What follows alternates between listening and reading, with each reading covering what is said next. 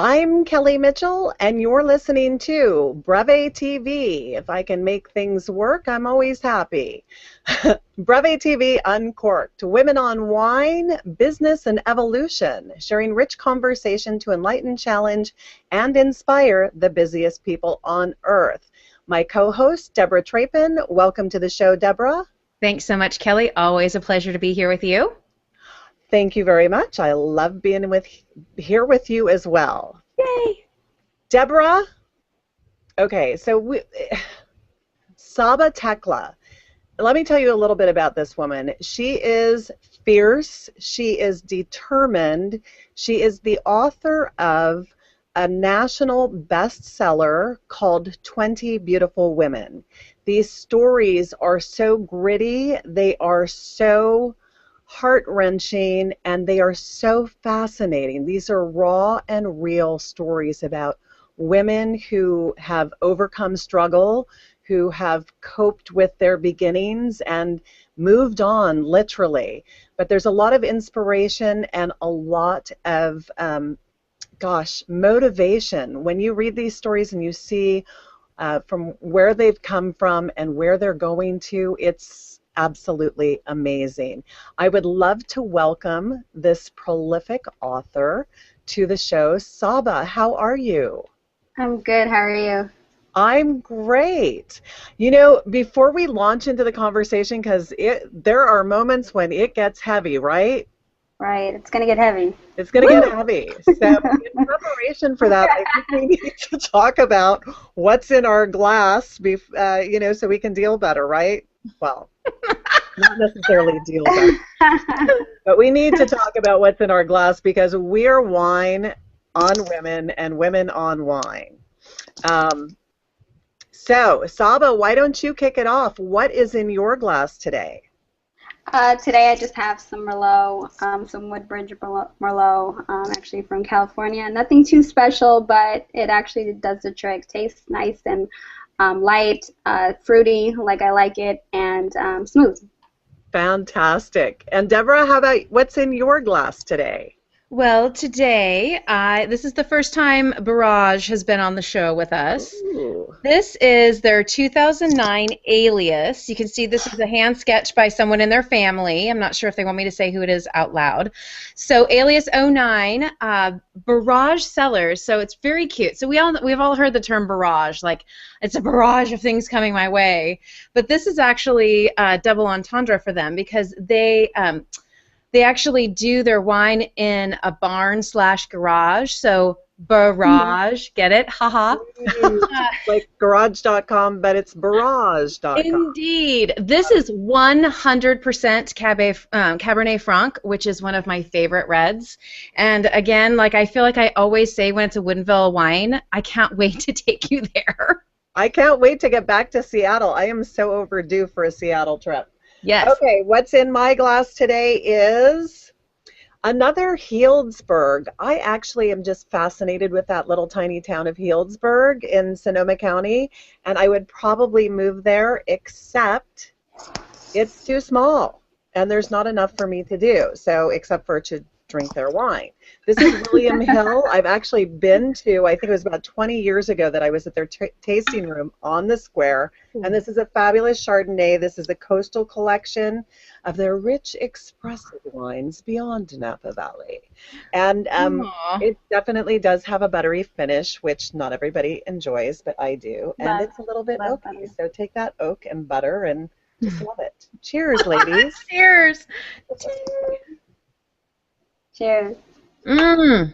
Okay, so let's dig in. Miss Saba, you are fascinating, I have to say, first and foremost, and then also, I mentioned in the intro, determined.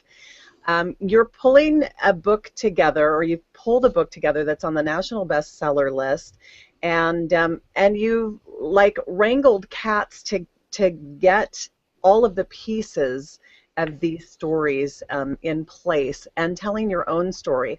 I'd love to hear where the inspiration for this book came from and what was the impetus that pushed you forward. Okay. First thing is the book is not a national bestseller. Not necessarily. It's the Ford is by a national bestselling author. It has hit bestseller on Amazon. I would assume it's nationwide, and I'm pretty sure we sold more than a few books internationally. I But appreciate you clearing that up.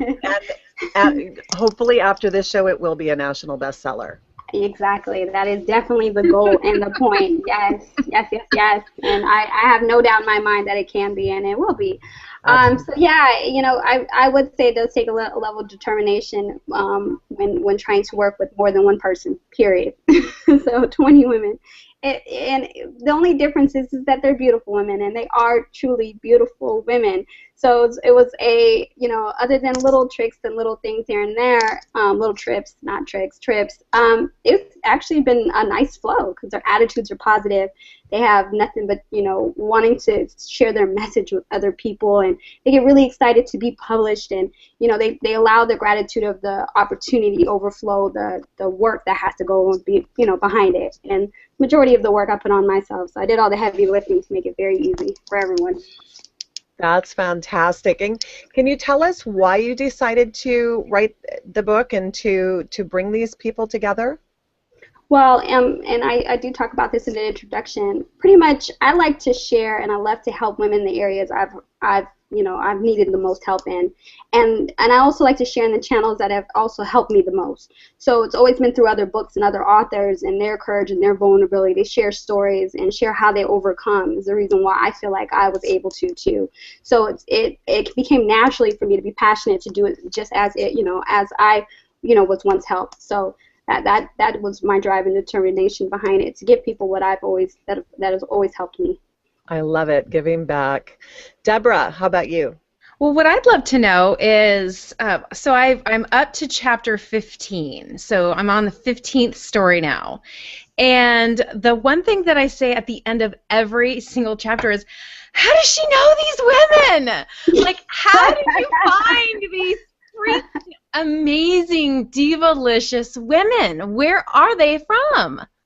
It's funny. They're definitely nationwide, and actually, I found them from our favorite place right now in social media. So just how I found Kelly, or Kelly had found me through Facebook, Instagram, Twitter. Yeah, that's herfuture.com. That was also a very good site. That's Gabby Bernstein's website, and that's pretty much it. It's all internet. Very rare. I don't think I've met actually a person on the street other than there are two Seattle authors. And one of the authors I approached her. That's different. Yeah, I approached a few women, and some actually are from here, but all of it's all social media. Okay, so wait a minute. How did I miss this? So you're in Seattle? I'm in Seattle, Washington. How did I not see that? So I'm on the other side of the pond from you. So then let's just dig in just a quick second. So did you search hashtags, or like how did you find like women on Instagram that you wanted to write about? Yeah, I did. I made a little image, and I would put on there, I'm searching for women. I literally put out a search, like I'm searching for people that want to be published and published author. I knew that I was going to make this book a bestseller. I learned some things from my past 3 books, and, of course, that's a great way to rule people in. You want to be a best-selling author, but most likely everyone just jumped on because they want to be an author. Not everyone wants to write a full book, and not every person understands the whole industry, and it's a lot. It can be. So I just presented a simple way to kind of take a book and share a story. Great idea. Great idea. So it seems like the book is primarily kind of grounded in personal growth, and it shares, some of the beautiful things that we've experienced growing up and some of the ugly things we've experienced growing up, or some of the things.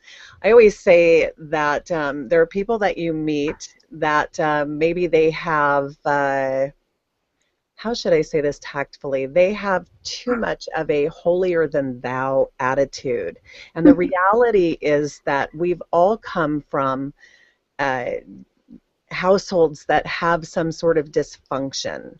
Maybe some are worse than others, and maybe some are less noticeable than others, but it seems to be a common trait of everybody I've talked to. Your abuse or obsessive compulsive or depression, whatever it is, and that has some powerful effects on people. How were you able to get people to tell their true and authentic stories? Because it really, I mean, these chapters are just, like I said earlier, some of them are so heart-wrenching and raw. You know, initially when I approached the authors, I let them know, you know, be prepared to share a story that you're going to be scared to share. I mean, I said that up front, and I wanted to make sure that I was going to stay true to that. So some, you know, while I tried to stay consistent with the same authors that were interested, some people were rejected because they weren't sharing, not necessarily wanting to share everything, but there are certain stories that I was looking for. And to be honest with you, some people if you're working with the right person, they're ready to share. It's like they're all ready. They're like, yes, me. It's right now is my time. I have to share these things.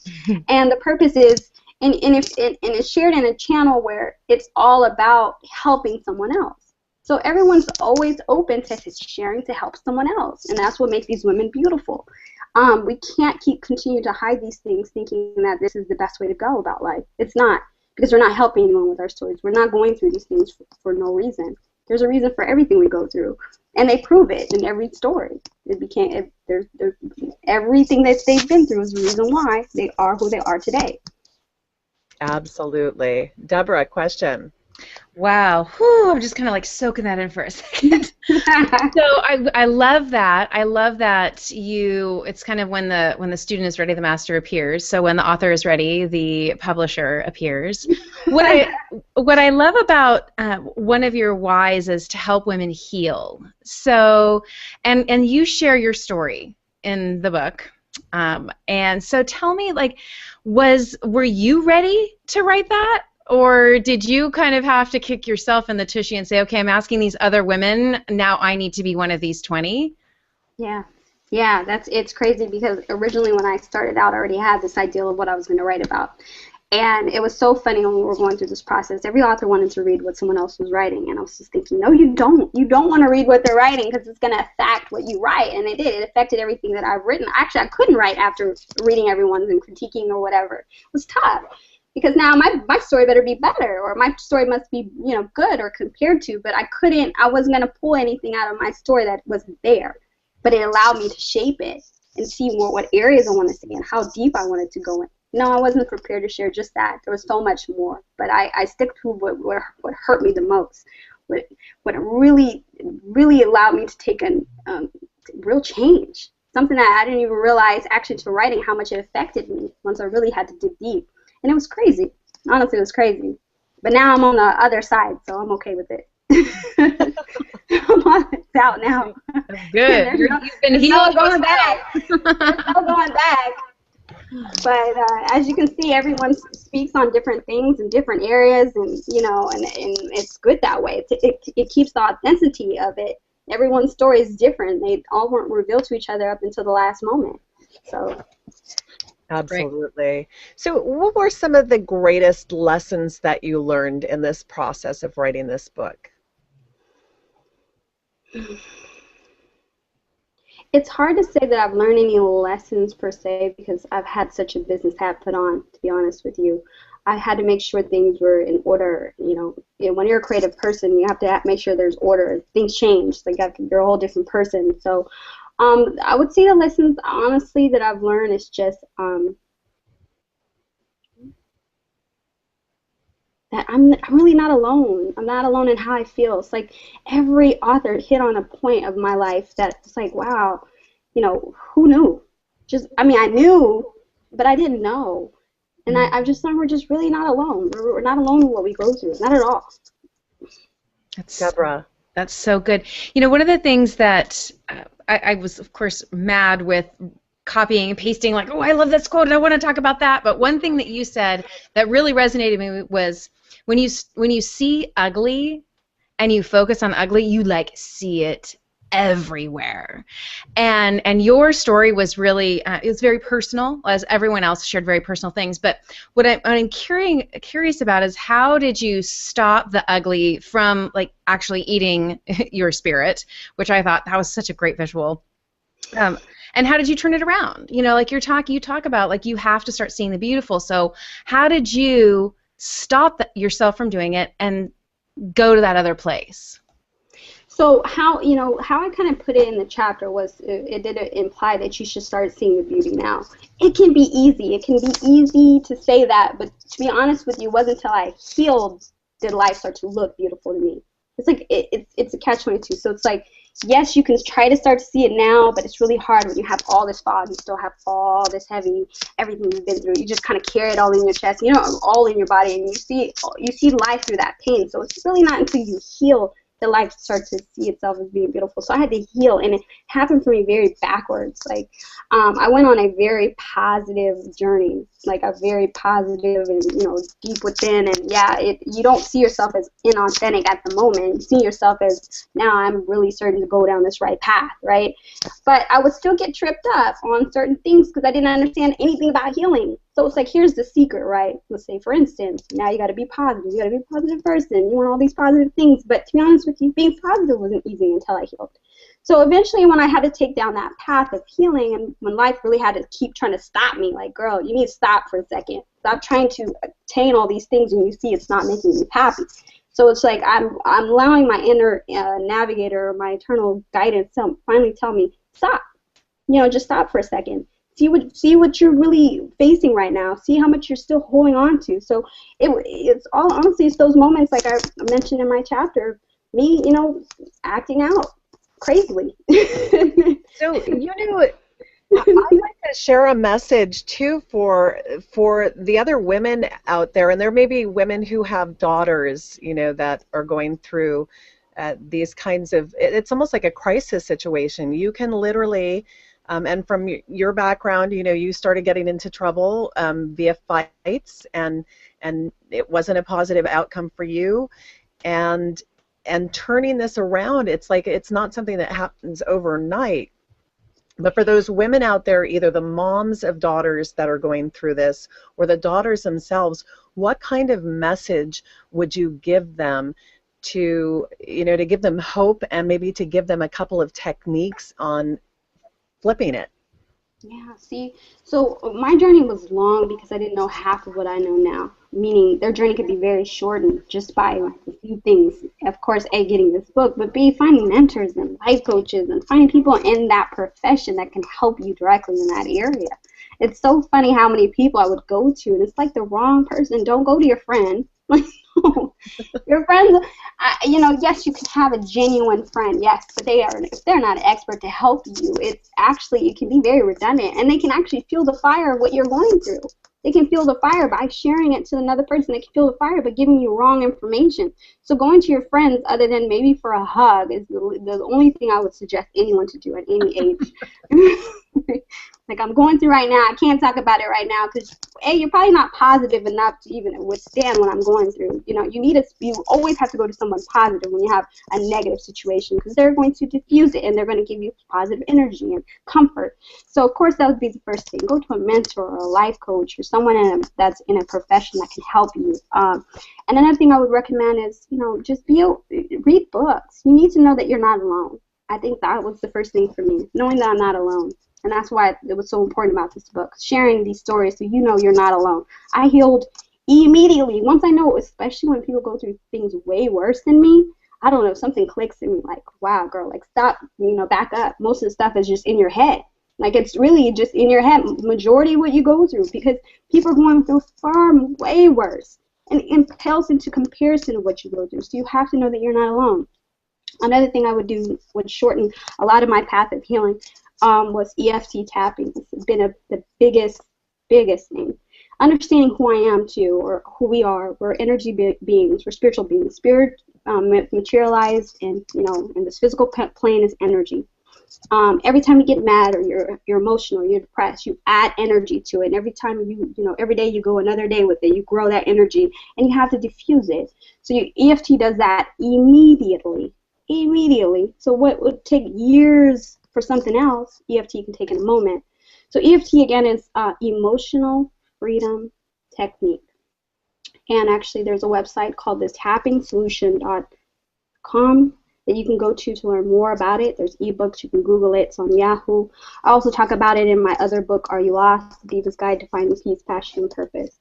Sorry, that was long-winded. I hope that was enough No, information. that was spot on, and that was exactly what I was looking for. I mean, the purpose of this show is to help people gain more insights on a professional basis and a personal basis for growth. So, and you've definitely added to that conversation. Deborah, question. So one of the gals in your book, Vanessa Cunningham was her name. Yes. First of all, I love that she's an abundance coach. I'm like, I love that. Wait. There's two. Okay, an abundance coach is Quandra Adams. Oh, okay, yeah, she's the second one on my list. But these two both say something very similar. And what you just talked about, this the emotional freedom technique, I love that there seemed to be kind of a common thread, and that was basically like what you say to yourself and the things that you kind of filter through yourself is what you become. Yeah. And so what I'd love is, like, what is one thing that we can all do that can help us shift that so that our thoughts serve us as opposed to chain us, right? Yeah. Yeah, so again, you know, going back to what I had said earlier about how hard it was for me to be positive or to add even positive affirmations. It's hard if you don't heal first. So what Quandra was talking about was, yes, you have to reprogram. You have to kind of like diffuse. But to me, it was so much easier after you let go of all that junk. It's like trying to add positive. It's like trying to clean up a room by throwing things under the bed. Wow. So if you want to start a new life, or you want to start something new, and you want to add all these positive affirmations, you want to be this new woman, first you'll find out after you cleanse and heal, you're already a new person. Crazy. Then when the room is really clean, then you can start to add some fixtures or whatever else. You got to add this new personality and add these new affirmations, and you can unplug all this negative stuff from society that I already add. Some of it naturally drops away, sometimes naturally. Sometimes you got to put extra work, and yes, adding affirmations and, you know, I am beautiful or whatever else that you can add. It's easily acceptable because now you're actually practicing self-love. Oh, love it. Love that. So for people who are out there right now watching the show and seeing you're on your third book, you've completed your third book. What kinds of advice would you give them for writing a book or putting a book together, being an author? What have you learned on this journey from that standpoint? What I've learned is, you know, you just have to be 100% committed. I like to test what exactly I'm passionate about before I start going out buying all these products, because, you know, we can just go and buy anything, right? Just like you can buy, you know, a treadmill and not get on it. Oh, yeah. I'm sure there's a wealth of information about ebooks and books and publishers and self-publishing. There's a whole heap of stuff. I would start by buying one thing, you know, and see if you read it. I mean, a book about publishing, a book about writing, or see if you take out of a journal and you actually start writing. Just see what you're willing to commit, the small steps, and complete it, and then go to the next step. I would start with that. And I also start with an outline, general outline of for a chapter name, or, you know, you really have to educate yourself on this industry. If you're not prepared or you do not have media coverage, do not think you can approach a publishing company.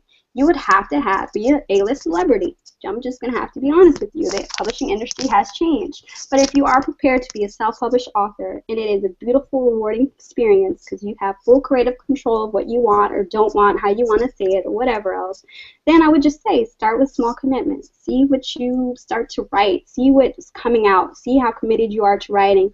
And then, you know, take the next step of promoting it and talking about it to other people about a book that's coming out. And, you know, partner up with people. You know, reach out to me. I'm very open and always available to answer and ask, you know, questions, and just see what, you know, see how you feel. And then once you're committed, then you have a whole nother set of questions that I would love to help you with after that. Love it. Thank you. Deborah. I love that. So, you know what I'd really love to know? This is totally not about the book, but I want to know what you wanted to be when you grew up. Like, as a little girl, like, jumping rope, what were you like, this is what I want to be when I grow up? You just have fire. You know what? That's a good question. And to be honest with you, I wanted to be an author. I actually used to practice my signature growing up. When I was like in the fifth or fourth grade, I used to practice my signature. At that time, I think I just wanted to be a celebrity like everybody else. But something deep kind of down told me I was going to be writing books. And you know, that's only, well, technically, if you're not a celebrity, it's the only time you're signing books. You know, other than, you know, a piece of paper, you're signing books. So I always wanted to be a writer. I love Maya Angelou. She inspired me. I used to write poetry. Poetry was actually my first form of healing. When I used to go through the most deepest and darkest times of my life, actually it was writing poetry that got me through it. I love that. I love that. Your little inner girl is like, yippee! You made it! Exactly. That's how it feels like, and I'm going to have to realize I'm a grown woman now. Wow, I love it. Congratulations on that. Wow. What's next for you, Saba? I mean, 3 books under your belt. You're just starting to, I mean, you've just had a book launch, so you're, you know, out there promoting and things like that. What's next on your agenda? The book launch actually is coming up. It's next week, so that is next on my agenda. But to be honest with you, 2 things. I can't wait to hear the response. Like, I love hearing response from women. I want to hear people talking about how it's changed their life and how wonderful it is. It truly feeds my soul. I love it. And I'm also going to be looking for the next 20 beautiful women. That search have not technically began, but in the back of every book, everyone has the opportunity to send in their story. So I can't wait to see what happens for the next book. But my full focus, of course, is this book, this launch, and hearing what women have to say. Love it. Deborah, we have time for one last question. Wow. Goes by so fast, doesn't it? It really pressure, does. though, girl. It does. So I think one of the questions I love to hear is, what is the one piece of advice that you would give your 5-year-old self that would have helped you overcome something you've experienced? Mm-hmm. Oh, that's deep. That actually might make me cry. I don't even know why. I would say I would tell my 5-year-old self that it's gonna be okay. It's gonna be okay. I know that sounds strange, but everything happens for a reason. Or that's a little tacky, but it doesn't. You know what? It doesn't sound strange at all. It makes me want to reach out and hug you and your 5-year-old self. Yes. Seriously, because what you wanted to be, you've achieved, and you're at the beginnings of some incredibly amazing experiences on the horizon because you made a choice. And you made the choice to make your life better. And that's just, it's so beautiful, not only that you've done that for yourself, but you're helping inspire others to do the same. Thank you so much. Yes. Here's you. Wow. So how do people... Where's my glass? What's that? I can't hear. How do people get the book, and how do they connect with you? So it is available on Kindle. Right now, the ebook version is available on Kindle, and it's also available in Smashwords. Very shortly, it's going to be on Barnes & Noble, every site, Apple, iBook, books. But in a moment, you're going to be able to purchase it directly from all of us. Well, not technically not all of us, but from the official site, 20beautifulwomen.com. But as of right now, I would go to Kindle. I would definitely get it on Kindle and then wait for the print version. I'll be out September 5th. Fantastic. I think that we, all 3 of us, need to get together for a glass of wine in person. Yeah. I'd love to. Yeah. Sounds amazing. Again, Saba, thank you so much. Thank you for the 20 beautiful women, and thank you for the beautiful woman in you. We really appreciate it. Thank you for having me. I really appreciate it, Kelly, and it was so nice meeting you both. We will do this again, okay? Oh, sounds great. Fantastic. Thanks for listening to Bravo TV Uncorked. To our fans, go bold, caffeinators. Deb's side note, I think we need to change it to winerators or something like that. Totally. Subscribe to BravoTV.com so you won't miss the rich goodness of information for your entrepreneurial lifestyle and your life. I'm Kelly Mitchell. for Deborah Trapin and Breve TV Uncorked signing off and saying aloha to Saba Tekle. Cheers, ladies. Cheers. And it's not working. I love my computer when it works, but it's not working right now. Do I hang up now? You can hang up now, honey. We're so appreciative of your time. Thank you. Equally appreciate it. Thanks so much. Bye. Okay, I'm not sure if she could hear it or if it was just on